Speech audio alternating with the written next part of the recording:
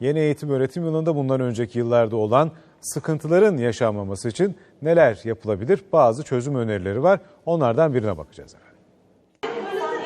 Yeni eğitim öğretim yılı yaklaştı. Kimi öğrencinin okulu yakında, kiminin uzakta. Aileler de servis telaşına düştü ama korkuları da yok değil.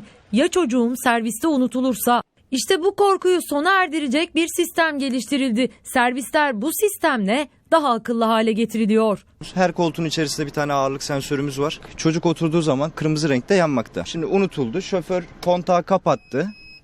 Araçtan çıktığı andan itibaren dikkat araçta yolcu vardır yazısıyla beraber buzzer sesimiz devreye giriyor. Ondan sonra 1 dakika içerisinde korna sistemi aktif oluyor. Ta ki şoför araca geri dönüp kontağı açıp marşa basana kadar ikaz sistemleri devam edecektir.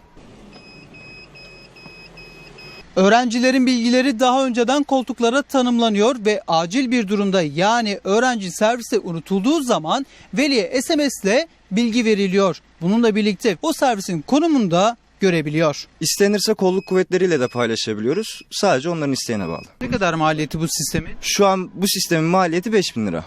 Şu görmüş olduğunuz kamera sistemi ve koltuk sensör sistemi 5.000 liraya mal oluyor servisçiye. O yüzden abartıldığı gibi fazla bir rakamı yok. Aynı zamanda online yazılımları ücretsiz sunuyoruz.